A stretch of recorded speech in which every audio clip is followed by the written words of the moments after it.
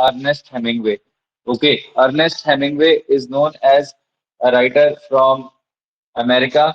He was born in the year 1899 and he died in the year 1961. He is known as the writer, the great prose stylist of America. Okay, his style is known for as an iceberg style. This is a very important topic that the style of Hemingway is known as iceberg prose style.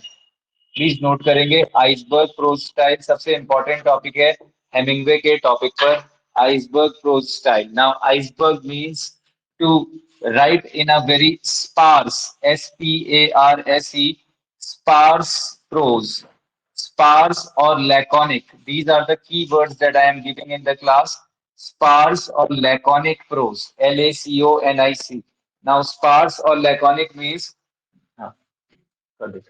Sparse or laconic means to write in a very short manner or to write in a cryptic language. This is again a very important word for Hemingway. Cryptic. All the Americans write in this unique prose style called as cryptic prose. Okay, cryptic means basically to write in a short sentences and to cut the sentences, long sentences into short, meaningful sentences. So he is known as a great prose stylist. He was a Nobel Prize winner of at the year 1954. He received the Nobel Prize for his unique contribution to American prose and to world literature in general.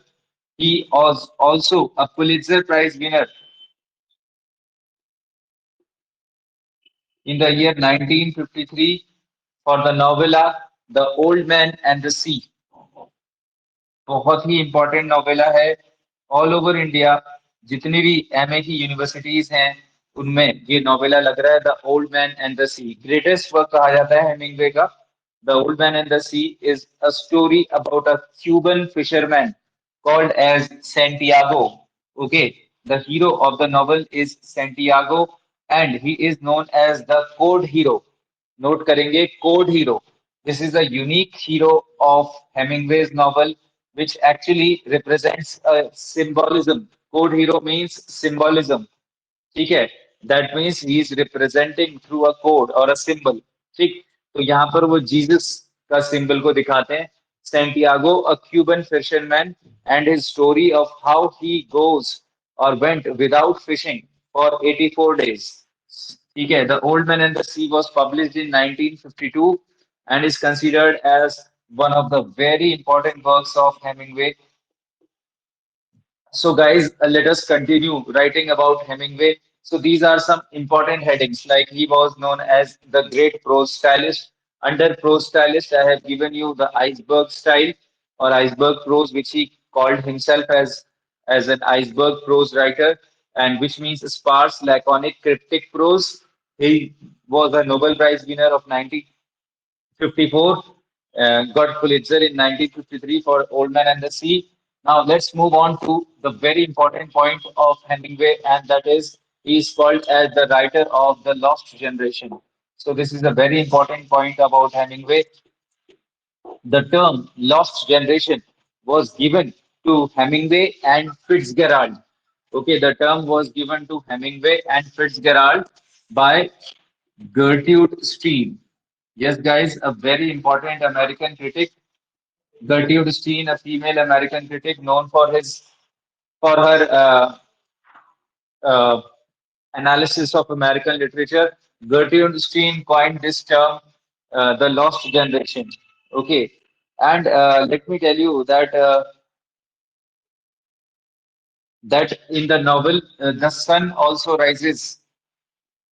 देखिए मैं heading के through ही उसके उनके novels को भी बता दे रहा हूँ द सन ऑल्सो राइजेस ये प्री फेस में जो कि कब आया था पूरी क्लास नोट कर लेगी 1926 में हेमिंग्वे का पहला नॉवेल छप गया है ठीक है officially the first novel of Hemingway is the sun also rises in the year 1926 जिसके प्री फेस में उन्होंने खुद को लॉस्ट जनरेशन का राइटर कहा और इसमें उन्होंने जस्टिफाई किया कि what actually he meant by lost generation okay, that means मैंने बताया था lost generation it actually refers to the writers who were there in France, the artist from America, the writers who were there in France in the first world war.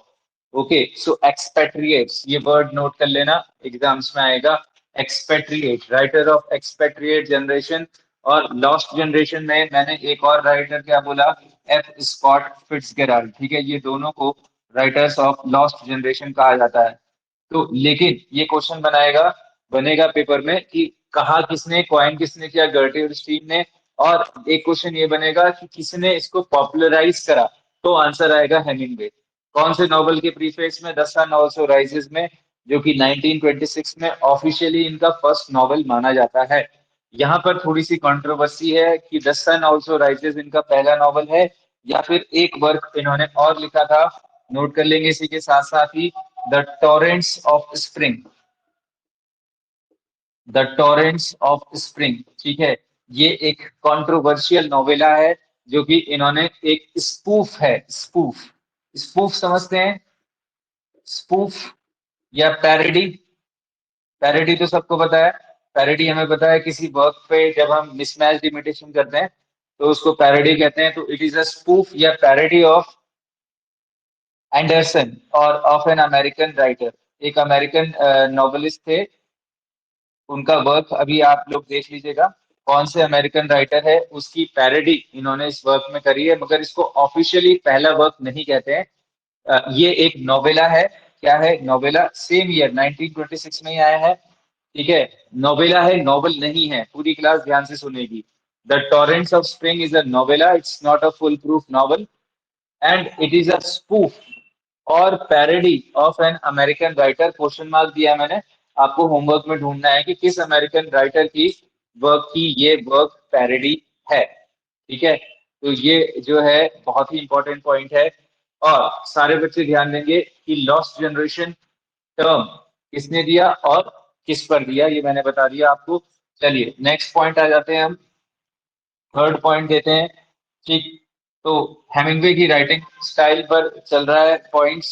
तो Hemingway का जो pros है उसको हम कहते हैं, he is known as a journalistic prose, it's known as a journalistic prose. Hemingway was a journalist, so in his writings we can see the element of journalism. और इसमें जो है बहुत इंपॉर्टेंट दो पॉइंट्स आ जाएंगे गाइस। एक तो आएगा,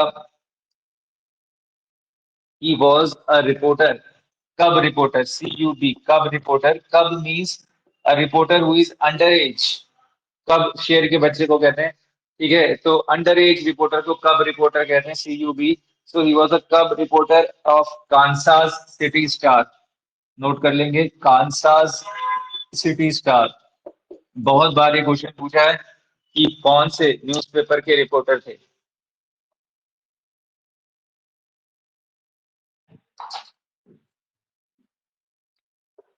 ठीक है, तो पूरी क्लास यहाँ पर लिख देगी, Kansas reporting report city reporter थे। ठीक है,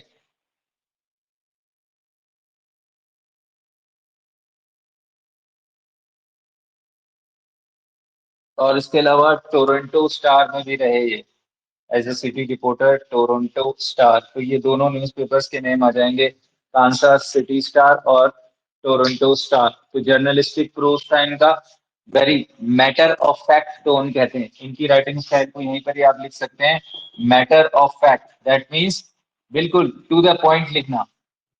ठीक है, matter of fact tone.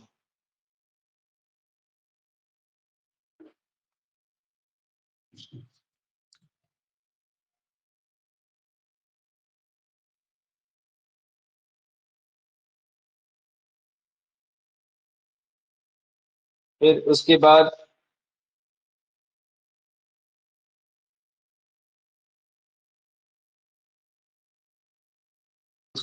Next point आ जाएगा कि he also serve, very important point, as a ambulance driver. He also serve as a ambulance driver in Italy. ठीक है, in Italy during first world war. Yes, he wanted, but yes, but was rejected multiple times. ये भी point आएगा. Here he was very severely wounded by a bomb. Okay, that actually became the basis of which famous American novel he wrote. Yes, so that's the novel that he wrote. Um, yes, a farewell to arms. A farewell to arms. Very important question, guys. Is the story of an American army man and his love affair with a nurse, and it was a real story. A farewell to arms. Very important novel by Hemingway, written in the year 1929. Okay, a farewell to arms.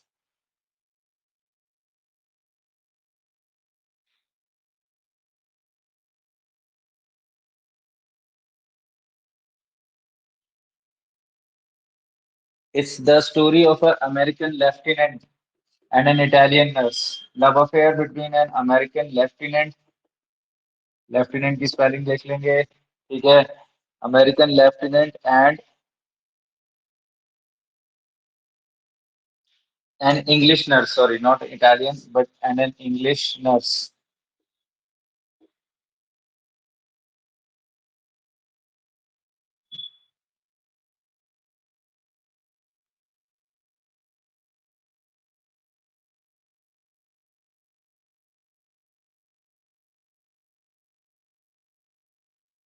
Then, along with that, also you can write the next point that his most autobiographical character that he has created was Robert Jordan. Who was he? Robert Jordan. सीधा fifth pointer दे रहा हूं मैं. Robert Jordan. Now Robert Jordan was a war reporter in the very famous novel. ठीक है. For whom the bell tolls. He was a war reporter in, you can put this novel in capital, For whom the bell tolls. Tolls means bajna. ठीक है. For whom the bell tolls. Tolls. For whom the bell tolls. It was published in the year 1940. Very important. Robert Jordan. For whom the bell tolls. इनके बारे में क्या लिख देंगे? ये एक मोस्ट ऑटोबायोग्राफिकल कैरेक्टर है. मोस्ट ऑटोबायोग्राफिकल कैरेक्टर है किनका? हेमिंग्वे का. ठीक है. ये हेमिंग्वे का ही एक क्वेश्चन आया है, नेट में आया है कि ऑल्टर ईगो ऑफ हेमिंग्वे माने जाते हैं. Alter ego of Hemingway.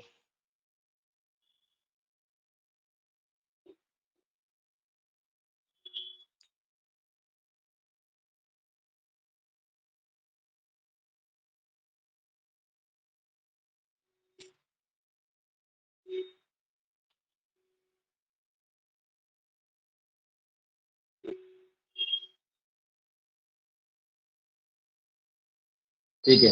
फिर नेक्स्ट हम पॉइंट आएगा, six point. Hemingway as a short story writer. तो Hemingway as a short story writer note कर लेंगे. सिक्स पॉइंट बहुत इंपॉर्टेंट पॉइंट है ये. हम देख रहे हैं कि जितने भी हमारी यूनिवर्सिटीज हैं वहां पर अब हेमिंग्वे को as a short story writer भी इंक्लूड किया गया इनके वर्क्स को. ठीक है. तो अब इनकी दो तीन शॉर्ट स्टोरीज जो कि बहुत फेमस है गाइस, उसको लिख लेते हैं हम लोग. जैसे सबसे फेमस है इनकी द स्नोज ऑफ किलिमंजारो. हालांकि ये एक क्या है, नोवेला है, बट कई बार लॉन्ग शॉर्ट स्टोरी भी कहा जाता है इसको. The snows of Kilimanjaro. उसके अलावा इनकी है बहुत इंपॉर्टेंट, अ क्लीन वेल लाइटेड प्लेस. अ क्लीन वेल लाइटेड प्लेस. ये भी इनकी बहुत ही इंपॉर्टेंट शॉर्ट स्टोरी मानी जाती है.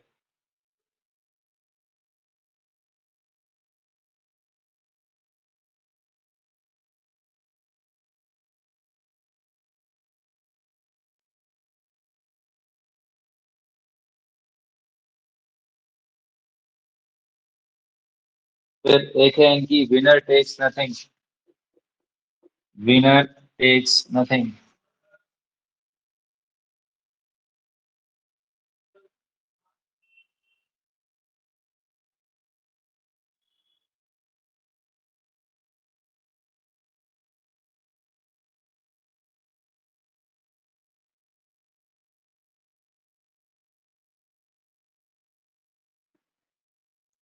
फिर है man without women, man without women.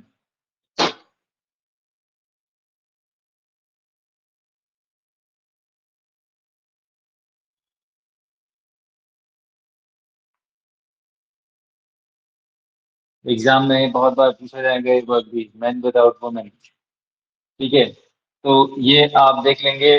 अब थोड़ा सा इनकी जो फेमस शॉर्ट स्टोरी है स्नोज ऑफ किलिमंजारो, इसको थोड़ा सा एनालिसिस कर लेते हैं। तो एक हेडिंग आ जाएगी, इसकी सब हेडिंग्स बन जाएंगी snows of Kilimanjaro.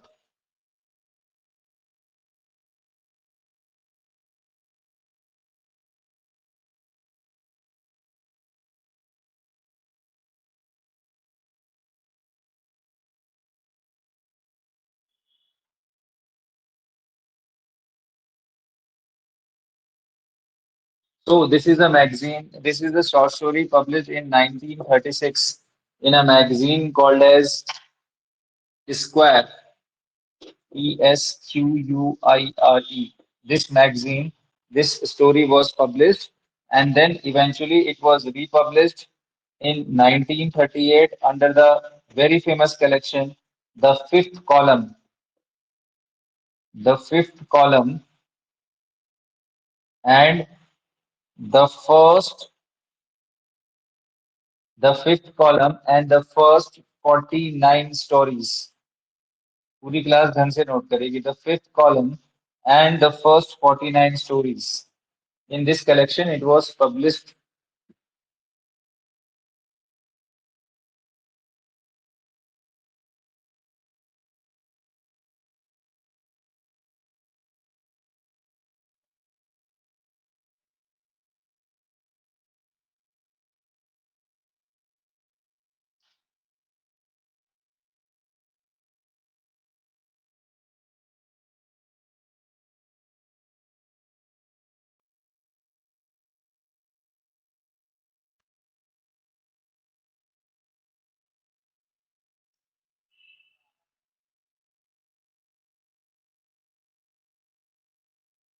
Okay,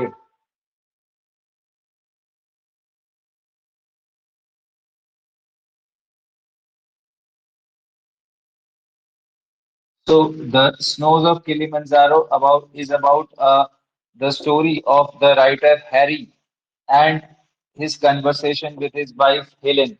So the story is about, ध्यान से सुन लेना इसमें, the story is about the last dying minutes of Harry. Harry is on his deathbed and he is actually now ruminating over his past experiences, over his marriage with his wealthy wife Helen, and Harry is a frustrated character. तो यहाँ पर जो सबसे important technique जिसका use करते हैं, Hemingway पूरी class note कर लेगी, मेन पॉइंट है स्ट्रीम ऑफ कॉन्शियसनेस टेक्निक का यूज करते हैं, which is actually the great invention of modern writers. Stream of consciousness technique पूरा नोट कर लेना आप लोग, उसका यूज है। और स्ट्रीम ऑफ कॉन्शियसनेस टेक्निक के थ्रू हैरी और हेलेन, हैरी अपने पास्ट को रुमिनेट कर रहा है, उस पर उसको उस पर एक मेडिटेट कर रहा है, एक फिलॉसफी दिखा रहा है अपनी, और उसके जो एक्सपीरियंसेस हैं पास्ट के, उसके ग्रैंडफादर का जो लॉग हाउस है वो कैसे बर्न हुआ, और खासकर उसका जो he had a fight with a British soldier over an Armenian prostitute, and then all these incidents uh, are there। and इसमें यहाँ पर जो किलिमंजारो है ये क्या दिखाता है, ये हाईएस्ट समिट ऑफ अफ्रीका है। समिट आपको पता है जो टॉप मोस्ट पॉइंट होता है, हाईएस्ट समिट ऑफ अफ्रीका है। और ये कहीं ना कहीं दिखाता है the never ending hope of humanity. एक विजन है, ये एक तरीके से सिंबल है। किलिमंजारो अफ्रीका की हाईएस्ट चोटी है। ठीक है, माउंट किलिमंजारो। ठीक है, और जैसे कि मैंने आपको बताया कि इसका जो वेस्टर्न समिट है उसको क्या बोलते हैं, the house of God. Western summit means इसकी जो वेस्टर्न चोटी है उसको मसाई, मसाई लैंग्वेज है, MASAI। तो मसाई लैंग्वेज में उसको क्या बोलते हैं, वेस्टर्न समिट जो है इसका वेस्टर्न चोटी है, जहां पर वो देख के रुमिनेट कर रहा है, हैरी देख रहा है उस चोटी को अपनी खिड़की से, और उसकी डेथ एकदम करीब है, तो वेस्टर्न समिट को द हाउस ऑफ गॉड बोलते हैं। तो एक तरीके से स्टोरी क्या है, स्पिरिचुअल एलिमेंट्स भी लिए हुए है, और कहीं ना कहीं स्पिरिचुअल फ्यूजन है इसमें, हाउस ऑफ गॉड एक वो है। और सबसे इंपॉर्टेंट है, सारी क्लास नोट कर लेगी, जो मैं एक बहुत इंपॉर्टेंट पॉइंट दे रहा हूँ, कि स्टोरी में एग्जिस्टेंशियल क्राइसिस है। अब हैरी को समझ में आ रहा है कि उसने लाइफ में कुछ नहीं किया, लाइफ में अपने पास्ट की मोमेंट्स को लेकर बहुत ही ज्यादा क्या है, कंप्लेनिंग एटीट्यूड है। तो यहाँ पर ये नोट कर लेना, एग्जिस्टेंशियल क्राइसिस इस स्टोरी का बहुत इंपॉर्टेंट पॉइंट है। और मैंने क्या बोला, द हाउस ऑफ गॉड यहाँ पर रिप्रेजेंट करता है उसको। और मैंने क्या बोला, सबसे इंपॉर्टेंट, कि हैरी फिर कौन सी बीमारी से परेशान है, तो गैंग्रीन। गैंग्रीन आपको पता है, एक यू नो तो हाँ, हाँ, जो ठंड से गैंग्रीन हो जी। तो गैंग्रीन जो बीमारी है, ये क्वेश्चन भी आया है कि उससे ये डेडली हो गई है उसके लिए। और लास्ट में वो कैसे गैंग्रीन से डेथ कर जा रहा है, ही इज। और इसमें एक जो है, इसमें एक बहुत इंपॉर्टेंट इंसिडेंट है हयानास का, HYENA।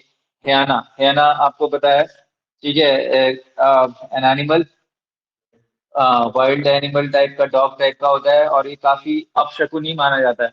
It's known as highly, you can say unfortunate, and when the hyenas speak, they represent violence, they represent death, they represent opportunistic elements of our life. So hyenas का growling है last में, ये एक symbol है, ये जरूर note कर लेना। तो ये सारे important, hyenas growling represents pessimism, death, और सबसे बड़ा मैंने क्या बताया, अपॉर्चुनिज्म, अवसरवादिता। ठीक है, तो ये भी एक इंपॉर्टेंट एलिमेंट है स्टोरी का, स्नोज ऑफ किलिमंजारो। ठीक है, इसके अलावा मैंने आपको बताया कि हेमिंग्वे की शॉर्ट स्टोरीज में, हेमिंग्वे की शॉर्ट स्टोरीज मेनली क्या है, कैरेक्टर स्केचेस हैं। कैरेक्टर स्केचेस हैं जहां पर Hemingway use the stories to highlight the characters of his protagonist. और एक इनकी शॉर्ट स्टोरी है क्लीन वेल लाइटेड प्लेस, उसको भी बता देता हूँ। उसकी सेटिंग क्या है, कैफे है, where an old man is taking a drink. और उसकी स्टोरी है clean well lighted place. So very important story. इस स्टोरी से नेट में हमारे बहुत क्वेश्चंस बने हैं, क्लीन वेल लाइटेड प्लेस। तो इस स्टोरी को भी देख लेंगे, एग्जाम के पॉइंट ऑफ व्यू से बहुत इंपॉर्टेंट शॉर्ट स्टोरी मानी जाती है।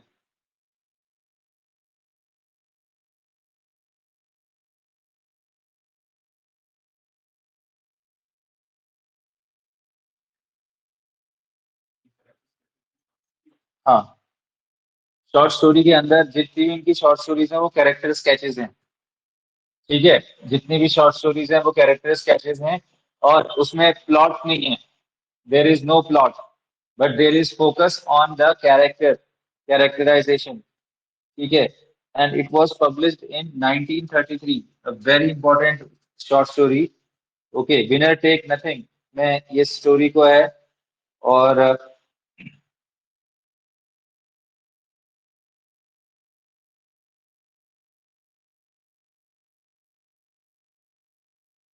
so it's a discussion between an old man who is frustrated and a young waiter. बस इतना नोट कर लेना, in this story there is a discussion between the old man and a young waiter at a cafe.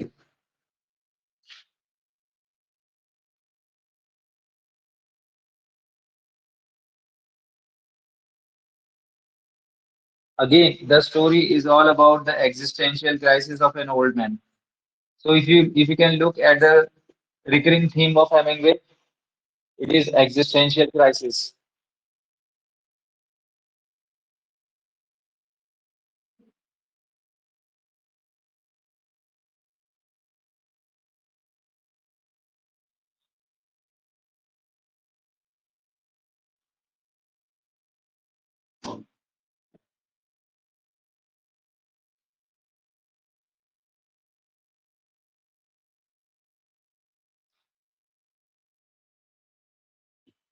Then you can write here that very important thing about Hemingway is that he was actually, the next point is Hemingway as a lover of outdoor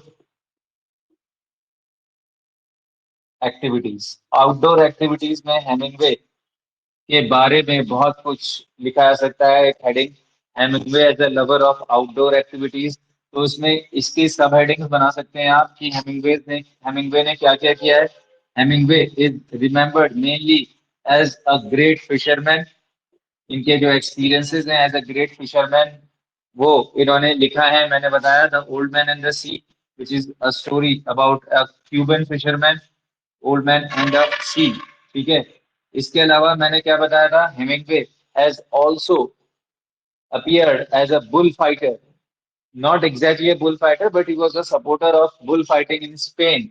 So Hemingway's bullfighting experiences in Spain also resulted in a very, you can say, important memoir, which is called as Movable Feast. मैं outdoor activities लिख रहा हूँ एक तरफ और एक तरफ उनके जो इंसिडेंट्स जहां पर दिखाए गए वो लिख रहा हूँ तो बुल फाइटिंग कहाँ का नेशनल स्पोर्ट है स्पेन का लिख लेना स्पेन यहाँ पर मैंने लिखा नहीं है बुल फाइटिंग इन स्पेन तो उसको उन्होंने मूवेबल फीस्ट में दिखाया है जो कि क्या है ये बहुत इंपॉर्टेंट क्वेश्चन है गाइस हेमिंगवे का मेमोयर है मूवेबल फीस्ट मेमोयर है तो उसमें बुल फाइटिंग के एक्सपीरियंसेस को इन्होंने दिखाया है इसके अलावा Hemingway as a you can say बहुत इंपॉर्टेंट आ जाएगा lover of feline feline anyone in the class meaning of the word feline feline feline is all the species related to cat cat variety की जितनी भी species होती है ना आपको पता है कि कई बार आप देखते हैं कि जो बड़े चीता होता है या कई सारे ऐसे भी हैं वो भी कैट स्पीसीज में ही आते हैं तो लवर ऑफ फेलाइन तो इसमें सिक्स फुटेड कैट के ये नेशनल वो थे रिकॉर्ड होल्डर थे as many as 60 six footed cats special मानी जाती हैं है ना तो जिनके जिनके खुर होते हैं जो पैर में 6 फुट के होते हैं 5 की जगह 6 उसका वो होते हैं क्लॉज तो 6 फुटेड कैट्स इनके यहाँ 60 कैट्स इन्होंने रखी थी at one point of time okay so is a lover of feline और lover of cats as a pet dog as a lover of pet animals तो ये एक आ जाएगा इनके बारे में और फिर सबसे इम्पोर्टेंट है कि ही actually you know, was actually he also attempted, not attempted, but committed suicide also. It's a very important point that Hemingway committed suicide. He shot himself through a shotgun, okay, and committed a sensational suicide in the year 1961. It's a very important point for all of us. Okay, he suffered from insomnia also. What is insomnia? Insomnia is, yes, when you don't get the sleep, that is called as insomnia. So, habit of not getting proper sleep. So, he was a big alcohol drinker. That is quite evident in all his writings. And because of that, he committed suicide. And this suicide, as I told you, that he committed suicide through a shotgun that he used to have his own shotgun. He was actually also a professional hunter. This is a very important point about Hemingway. They will ask you that which American legendary writer was also a professional licensed hunter. It is often said that during one, you know, some of his times in jungle, he actually shot as many as 300 bunny jacks. Bunny jacks are small, you can say, rabbits. Okay, so he's known as the hunter of rabbits. So shotgun, suicide, and one important thing about Hemingway is that the streak of suicide runs in his family. His father, that is Hemingway's father, also committed suicide. His father was a doctor. This question may be asked. And Hemingway's two sisters also committed suicide. So that was, this tendency of kind of depression and this thing runs in his family. So we know that Hemingway, because of that, become a sort of legend. His death also created huge controversy in America. Okay, so that is Hemingway as a lover of outdoor activities. Now, coming to the next point, guys, that let us write some of the important novels that Hemingway wrote, apart from the one that we have already discussed. So you can write here the important works of Hemingway.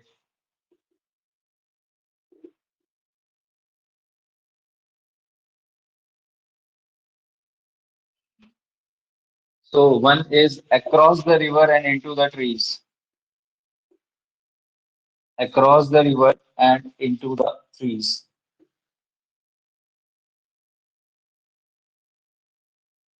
which was published in the year 1950. It's a novel.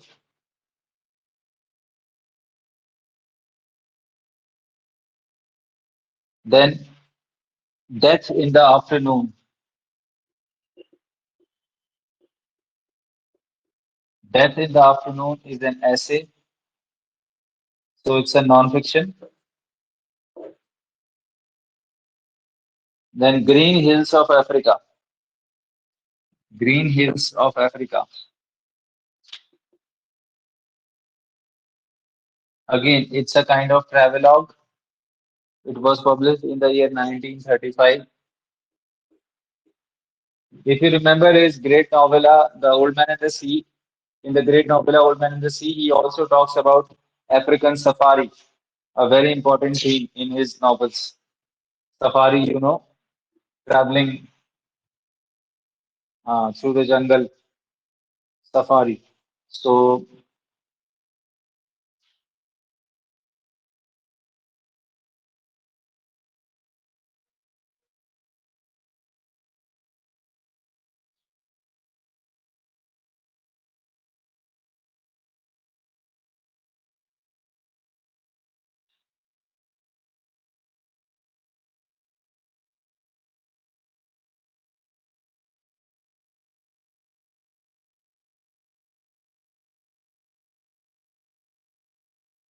you can add one more story to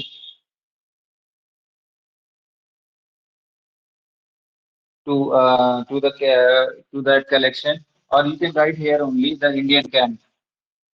This story has been asked in net Indian camp. It's a short story.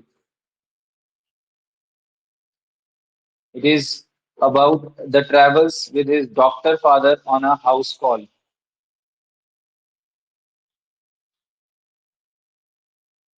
Travels with his doctor father on a house call.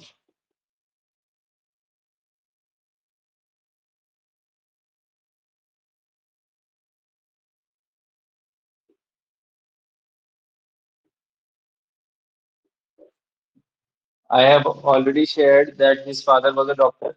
So this story is about his travel with his doctor father on a house call. House call means किसी ने इनके father को urgently services पे बुलाया था, तो उस पर ये travels on with his doctor father on a house call है। तो ये इंपॉर्टेंट वर्क्स हैं। Cross the river and into the trees novel है। डेथ इन द आफ्टरनून ऐसे है। ग्रीन हिल्स ऑफ अफ्रीका 1935 में मैंने बताया कि ये एक इनका ट्रेवलॉग है। और फिर इंडियन कैंप ये इनकी ट्रेवल्स पर बेस्ड एक शॉर्ट स्टोरी है। ठीक है, तो ये इनके बारे में आ जाएगा। फिर लास्ट पॉइंट लिख लेते हैं इनके बारे में कि ऐसा कहते हैं कि हेमिंगवे नहीं होते अगर उनको एक स्क्रिबनर मैगजीन के एडिटर हैं जहां पर इनकी सबसे ज्यादा नॉवेल्स छपे, वो नहीं मिलते। तो उनका नाम था मैक्सवेल परकिंस। सीधा नाम लिख लेंगे आप, Maxwell Perkins was the famous editor of Hemingway who helped him publishing all his famous novels, and he was the editor of Scribner. This is the name of the magazine, Scribner's magazine. He was the editor of Scribner magazine and a famous friend of Hemingway, Maxwell Perkins.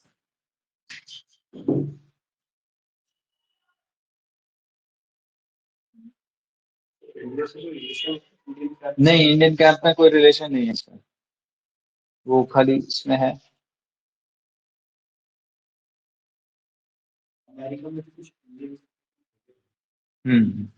Indiana है। हाँ, बहुत सारी जगह हैं। ठीक है, चलिए, तो ये मेरे ख्याल से ओवरऑल एक समरी थी। अब अगर थीम्स पर मुझे फिर भी अलग से ही मैं एक हेडिंग निकाल देता हूँ, कुछ रिकरिंग थीम्स ओवरऑल हम चाहे तो एंड में लिख सकते हैं। आप एक हेडिंग डाल देंगे, recurring theme in his prose. उनकी जो प्रोज है उसमें पूरे लेक्चर की समरी जैसे दे देता हूं मैं, recurring themes in his prose. ठीक है, themes in his works, works लिख लेते हैं। तो इसमें सबसे पहली और सबसे बड़ी जो थीम आ जाएगा वो आ जाएगा मैन वर्सेस नेचर। ये तो बहुत ही बड़ी अमेरिकन थीम है। सारे अमेरिकन राइटर्स मैन और नेचर के बीच के द्वंद्व को, कन्फ्लिक्ट को दिखाते हैं। तो ये आप सभी वर्क्स में देख सकते हैं, स्नोज ऑफ किलिमंजारो में देख सकते हैं, ओल्ड मैन एंड द सी में देख सकते हैं कि ह्यूमन बीइंग इज स्ट्रगलिंग और is fighting against the odds of nature. So man versus nature ये थीम है। उसके बाद दूसरी थीम इनके वर्क्स में आ जाती है जो कि बहुत इंपॉर्टेंट है, एग्जिस्टेंशियल क्राइसिस। बार बार ऐसा दिखाने को मिलता है कि देखने को मिलता है कि जो प्रोटैगनिस्ट है वो मेंटल हेलुसिनेशंस में है, डिप्रेशन में है, डायलेमास में है। तो वो एग्जिस्टेंशियल क्राइसिस इनके वर्क्स में बहुत ही इंपॉर्टेंट रिकरिंग थीम है। फिर इनके वर्क्स में मैंने बताया कि इनकी जो आइसबर्ग स्टाइल है, जिसमें बड़ा एडिटिंग, हैवी एडिटिंग करते थे, आइसबर्ग स्टाइल। तो ये इनकी बहुत इंपॉर्टेंट है, यहाँ पर लिख लेना, आइसबर्ग स्टाइल में हैवी एडिटिंग। हाँ, जर्नलिस्ट थे इसलिए हैवी एडिटिंग करते थे। और इनके बारे में एक इनका बड़ा फेमस एक स्टेटमेंट है, फैशन स्टेटमेंट, कि he used to do the typing on foot standing, he never sat. Okay, इनका एक बड़ा सा टाइपराइटर था जो कि लंबा सा था, एक 6 फुट टाइपराइटर था। और उसमें ये टाइप करते थे और खड़े खड़े टाइप करते थे फॉर आवर्स, है ना। 10 to 12 hours he could stand and type and then write the novel. So he has this unique habit of typing his works standing. तो ऐसा भी एक छोटा सा मिसलेनियस क्वेश्चन बन सकता है। अगर आप इन पे एक मूवी अर्नेस्ट हेमिंग्वे करके बनी है, यूट्यूब में आप देखिए, बहुत ही आइकॉनिक अमेरिका के ये जो हैं स्टार हैं। इसके अलावा इनकी जो कंट्रोवर्शियल मैरिजेस हैं वो भी एक थीम है इनके वर्क्स में। He has controversial marriages and he married 4 times, and to each partner he dedicated a book, to each wife he dedicated a book, है ना। So controversial 4 marriages, personal life disturb है, highly disturb है, तो उसको उन्होंने अपने works में दिखाया है। फिर इसके बाद मैंने बताया कि इनके वर्क्स में आउटडोर आउटडोर एलिमेंट्स जो है बहुत ज्यादा दिखाई देते हैं, आउटडोर एलिमेंट्स। ठीक है, अगेन नेचर, सफारी, हंटिंग, ठीक है, फिशिंग, ये सारे मैंने टर्म्स भी लिखाए हैं। फिर इसके अलावा इनके वर्क्स में एक बहुत ज्यादा क्रिटिसिज्म होता है that his works are heavily masculine oriented work, that means male dominated psychology को हेमिंग्वे प्रेजेंट करते हैं। ये बार बार आया है, drinking, okay, open, you can say, relationship with women, all these things are quite evident in his writings. हाँ, SOC भी आ सकता है, वो आपका as a Hemingway, as a modern writer में आप एक एक थीम और लिख सकते हैं। स्ट्रीम ऑफ कॉन्शियसनेस टेक्निक का हेमिंग्वे यूज करते हैं, जितने भी अमेरिकन से यूज करते हैं, तो ये तो बहुत इंपॉर्टेंट हेडिंग है। ठीक है, स्ट्रीम ऑफ कॉन्शियसनेस टेक्निक का यूज करते हैं। तो as a modern Hemingway, as a modern writer, फिर मैंने क्या बताया कि हेमिंग्वे के उसमें मैंने क्या बताया कि आपका लॉस्ट जनरेशन राइटर। तो इन केस में हम लॉस्ट जनरेशन को, इस हेडिंग को और कैसे लिख सकते हैं, आइडेंटिटी क्राइसिस। क्या लिख सकते हैं, identity crisis. He was an American but he lived in Paris, he lived in Italy, he lived in all the parts of the world, Africa, Cuba, but he could not belong to any one particular place. So that is identity crisis in his works. Okay, so I think this is it on Hemingway. तो पूरा Hemingway का एक निचोड़ मैंने देने की कोशिश करी है। मैं फिर भी आपको डिटेल स्टडी के लिए 2-3 टेक्स्ट रिकमेंड करूंगा। एक तो स्नोज ऑफ किलिमंजारो, एक बहुत important old man in the sea, ठीक है। और एक सबसे इम्पोर्टेंट इनका जो मैंने बताया कि जिसमें इन्होंने बात करी है रॉबर्ट जॉर्डन की, to whom for whom the bell tolls, ठीक है, for whom the bell tolls, ये भी एक इम्पॉर्टेंट टेक्स्ट है, एक इम्पॉर्टेंट नॉवल है, रॉबर्ट जॉर्डन कैरेक्टर है इसमें। और a clean well lighted place इनकी शॉर्ट स्टोरी आ जाएगी, बहुत इंपॉर्टेंट शॉर्ट स्टोरी है। तो ये हेमिंग्वे के बारे में था। मैंने ये भी बताया कि हेमिंग्वे की फेमस राइवलरी रही है हमारे विलियम फॉकनर से, ठीक है। विलियम फॉकनर और इनके बीच में पेन बैटल्स हुए हैं।